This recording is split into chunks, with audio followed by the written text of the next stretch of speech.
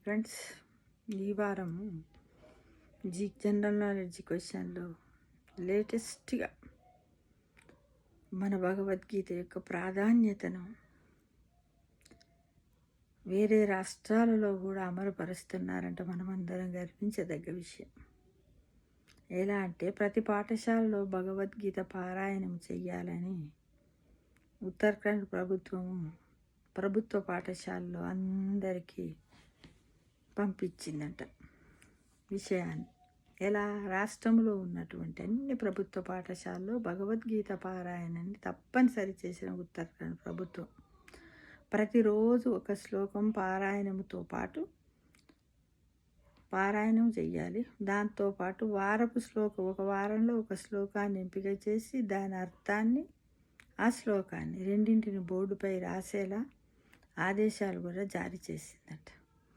అలానే మన రాష్ట్రంలో కూడా, మన తెలంగాణ రాష్ట్రంలో లేదా ఉమ్మడి తెలంగాణ ఆంధ్రప్రదేశ్ రాష్ట్రాల్లో కూడా ఇలా చేసినట్టయితే మన భగవద్గీతకు ఉన్నటువంటి ప్రాముఖ్యము, మన బుక్కు దానివల్ల చిన్న పిల్లలకు కూడా చిన్నప్పటి నుంచే స్కూళ్ళల్లోనే గీత యొక్క సారాంశం వాళ్ళ జీవిత విధానంలో కూడా ఎన్నో మెలకువలు ఏర్పడతాయనే విషయం నా ఒపీనియన్ మిత్రమా. చాలా బాగుంది. ఇంత చక్కటి నిర్ణయాన్ని తీసుకున్నారు. మన వాళ్ళు కూడా అలా తీసుకుంటే బాగుంటుంది. ఇది వారం జీకే చాలా సంతోషంగా ఉంది మిత్రమా. మేము పనిచేసిన రోజుల్లో రిటైర్డ్ కాకుండా అప్పుడప్పుడు చెప్పేవాళ్ళం, బోర్డు పైన ఏమి రాయకపోతాం కానీ ఇది భగవద్గీత ఈ శ్లోకం అని ఇలా కొన్ని 5, 6, 7 తరగతులలో చెప్పి మీరు నేర్చుకోండి అని ఎవరన్నా వచ్చి రాసిమంటే నోట్బుక్ పైన రాసి ఇచ్చేవాళ్ళం అంతే. దాన్ని వాళ్ళు నేర్చుకుందరు.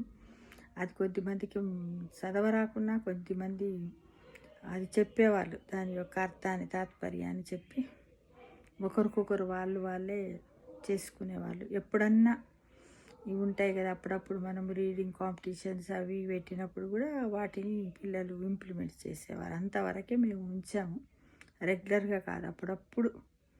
ఎందుకంటే ఎవ్రీ సాటర్డే కోకరిక్యులర్ యాక్టివిటీస్ అని ఒక పీరియడ్ను వదులుము. అందులో ఒక వారంలో రీడింగ్ అని, ఒక వారంలో స్టోరీ టెల్లింగ్ టైమ్స్ అని, సింగింగ్ అని, జీకే క్వశ్చన్లు అని, డ్రాయింగ్ అని పెట్టినప్పుడు అందులో ఇది ఒకదాన్ని ఇంప్లిమెంట్ చేశాను. నేను పనిచేసిన స్కూల్లో చేశాను, నేను హెడ్ మాస్టర్గా ఉన్నప్పుడు.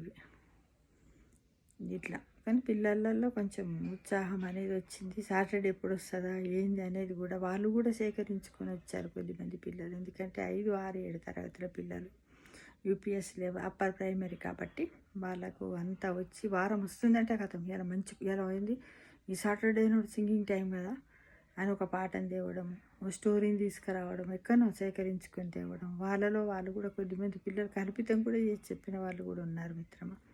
చాలా బాగున్నాయి. అంటే ప్రతి ఉపాధ్యాయుడు ఏదైనా ఒకటి తలపెడితే సాధించలేదంటూ ఏది ఉండదు. కాకపోతే ఒకేసారి ఇంప్రూవ్మెంట్ రాదు, వస్తూ ఉంటుంది మెల్లగా. అదే కదా మనకు కావాల్సింది. ఏంది, మనం స్లోగా పోతూ వింతరేస్ అన్నట్టుగా ఉండాలి.